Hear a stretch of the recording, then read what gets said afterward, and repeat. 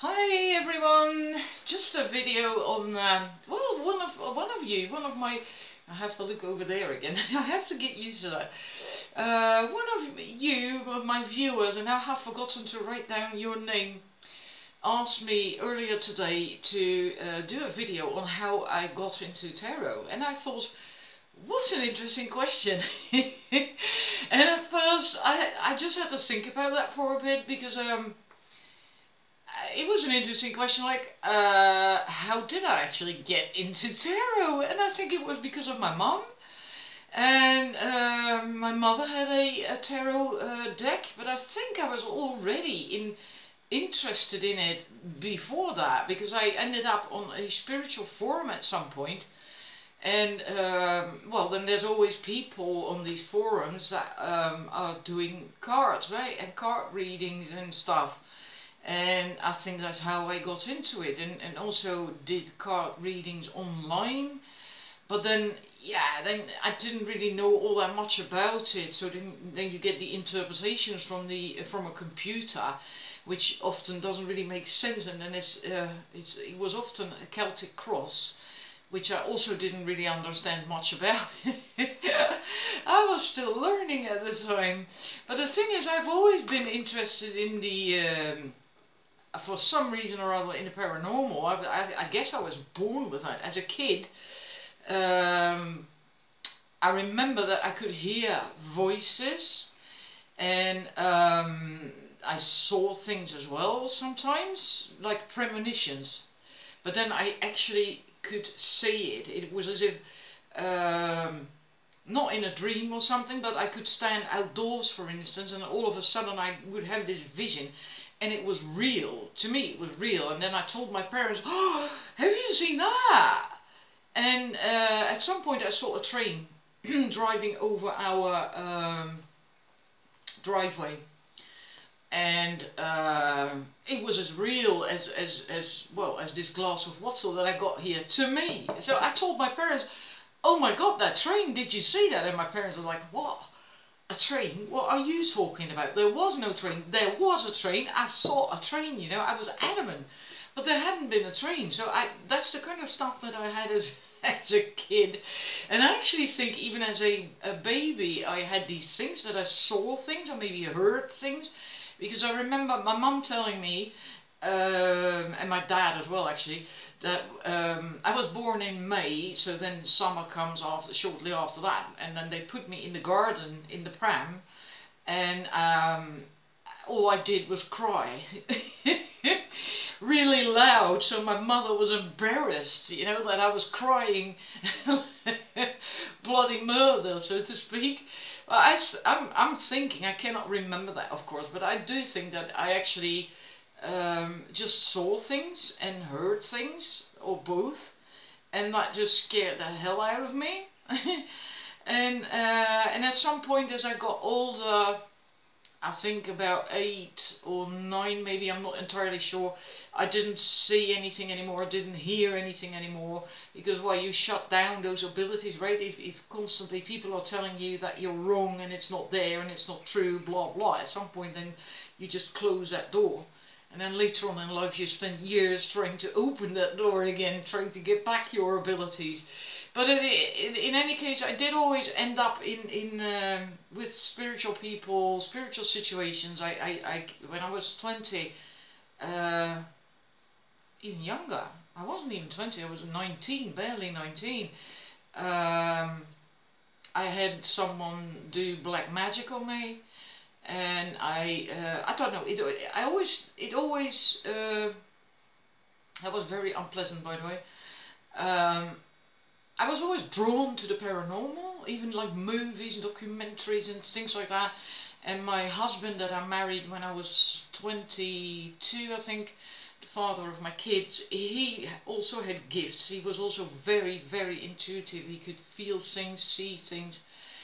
And so in my marriage it was also a topic of discussion, right? We talked about that a lot. But to me it was never like something I could do or I had. It was always something that other people could do. And it was the same with the tarot cards. It wasn't until I divorced my husband after 10 years, 10, 11 years, that someone, I cannot remember who, someone told me that I was an oracle. And I was like, okay, right? It's an oracle, okay? I didn't really know what that meant or anything, right? And then my ex-husband, then I was talking to him about it, and he said, well, you know, it's not really all that pleasant to be an oracle. But after my divorce, I noticed that I began developing my own skills. I ended up in another place. We had to sell our house after the divorce. We had our own house. We had to sell the home. And I temporarily lived in another place that I rented with my 2 kids. And that place, there was stuff going on there.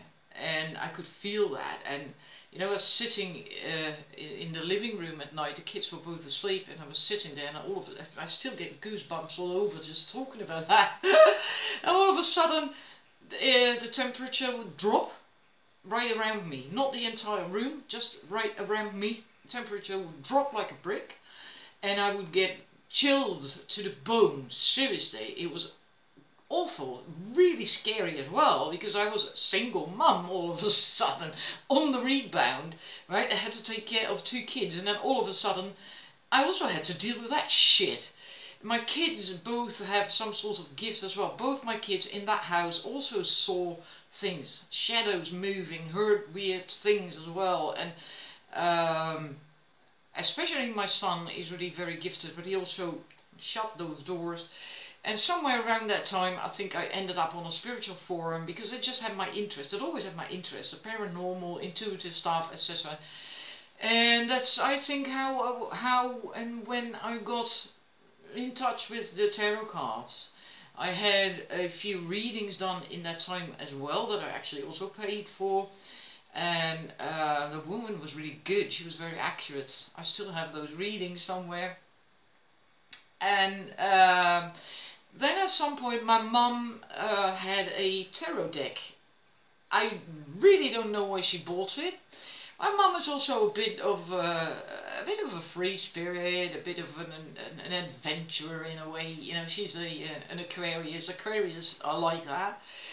And she got this tarot deck. I can't remember what it was called. I believe it was something with Aquarius as well, and it was photographs of sort of like clay puppets or something, and it was mostly blue and silver and gold. And my mum was doing that, so I thought, I want my own tarot deck as well. So I went to a shop, the same shop she'd got in hers, and I got the same deck. And but then I found out that I couldn't relate to it at all.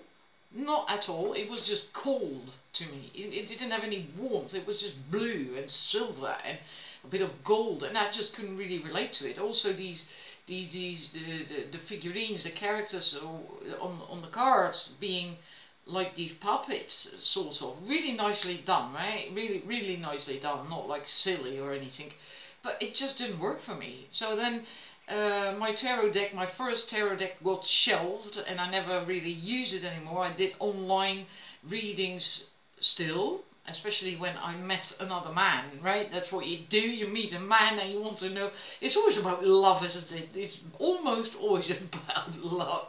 And especially if you meet someone and you want to know, oh my God, where are we going and where is this relationship going, etc. Then you get all, well, a bit anxious, and you just want answers, and then you get to do these stupid tarot readings. And then at some point on that forum, that spiritual forum I was on, someone was offering, who did tarot readings herself, someone offered a free course in how to learn to do tarot cards.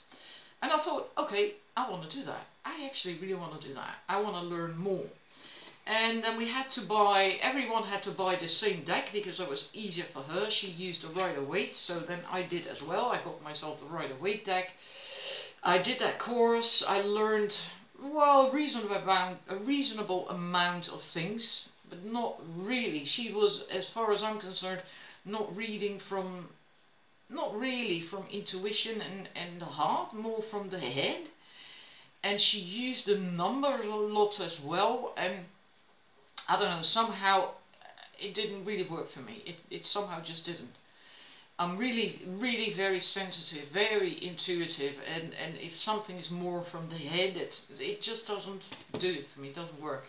But, so it got shelved yet again, in spite of having done that course, and, but then, yeah, it just kept appealing to me, it just kept appealing to me. I kept doing readings online, right, these free things online that you can click. And then sometimes I got back to my own cards, and at some point I came across a book about tarot for beginners, and it was in a very cheap shop, you know, it was on sale. I think it was only €4 or something, and I actually really liked it. It was a very good book, so I bought it. And as I was going through it, it had pictures of tarot cards in it, but it wasn't Rider-Waite. It was another deck, and boy did that speak to me, because that was another problem I had with the Rider-Waite, Rider-Waite-Smith, that is then, isn't it? I think so. Yeah. I couldn't relate to that deck. I just can't relate to the deck. It's all yellow, yellow, yellow, yellow, and if you look at the Queen of Cups in the Rider-Waite-Smith deck, the Queen of Cups is supposed to be this warm, open, loving woman. Well, on the Rider-Waite-Smith deck, it's just a bitch. She looks like a bitch.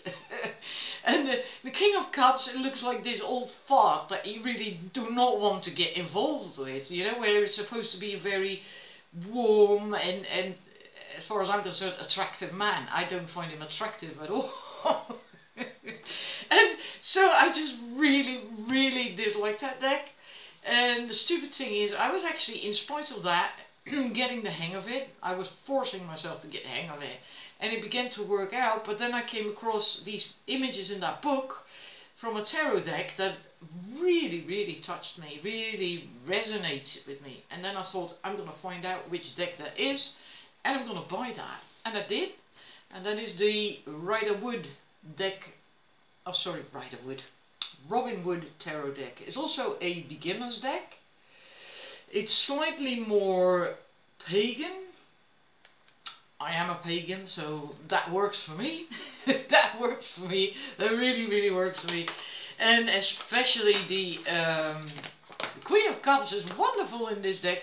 So is the King of Wands and the Queen of Wands. They are young, they look attractive, they look passionate, they look warm, and it's got colors, all these wonderful. Yeah, this is the King of Cups in the Robin Wood deck.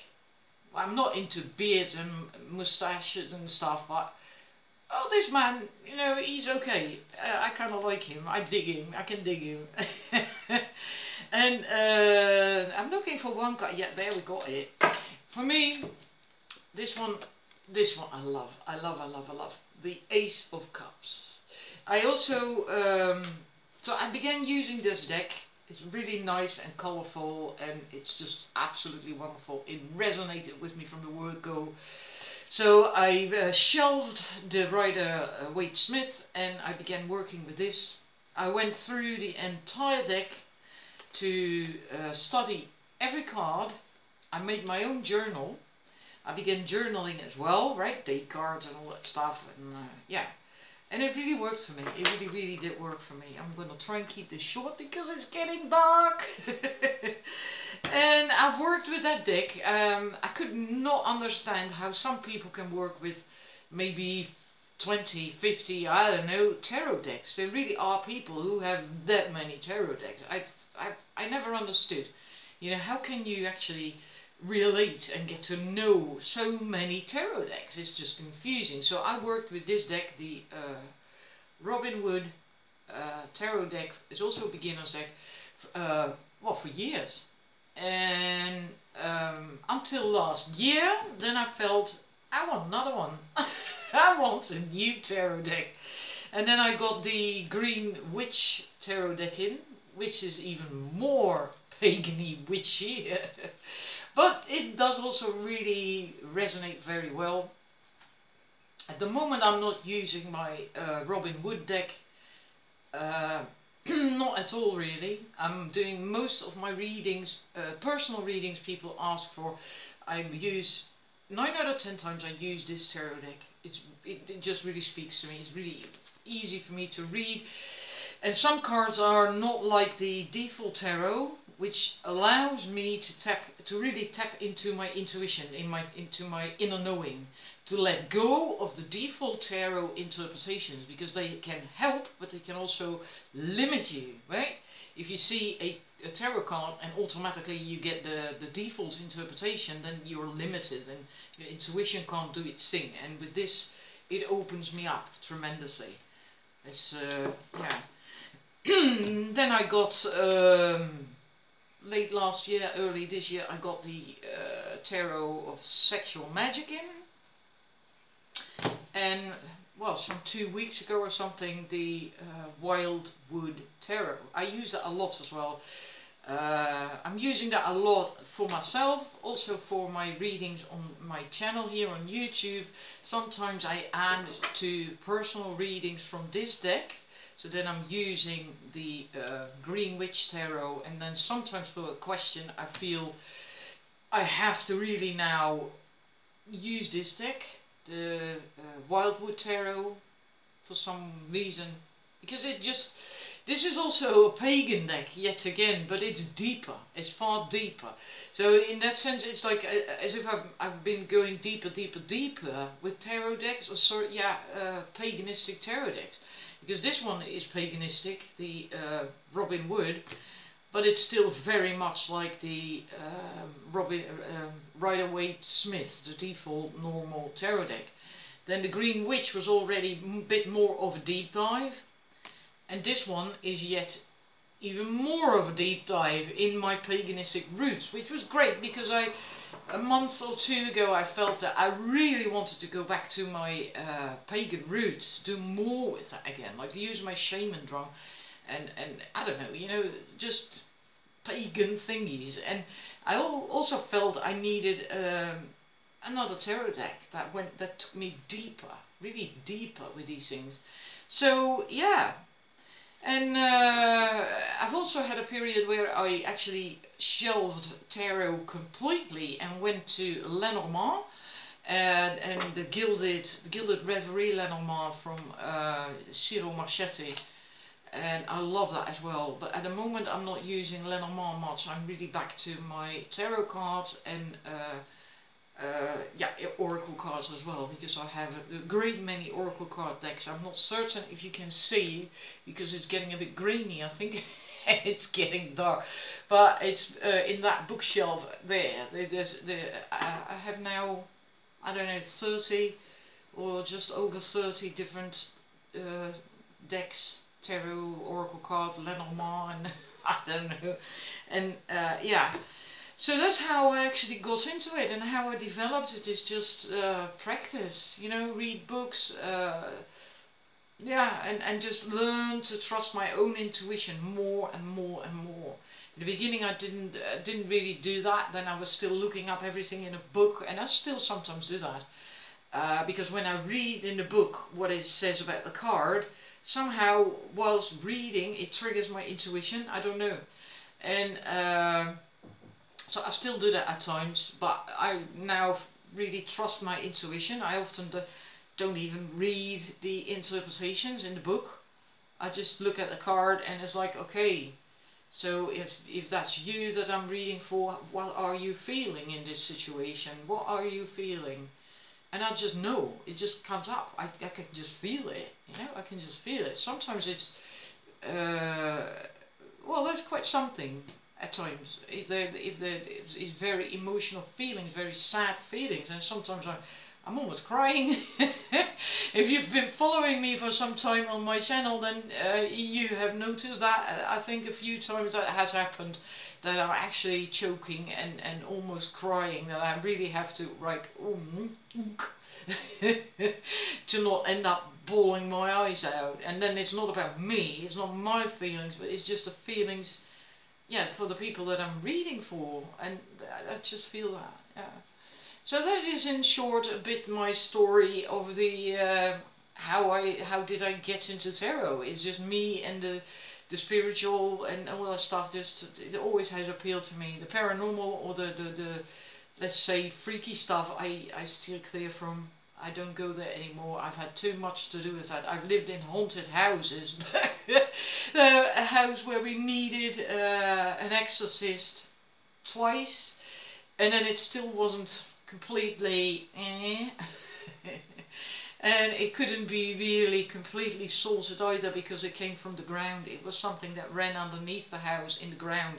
There was a water vein underneath that house, and next to the house there used to be the village pump in well, not even that long ago, before we had normal water, right, tap water, and people came to get their water from that pump, the entire village.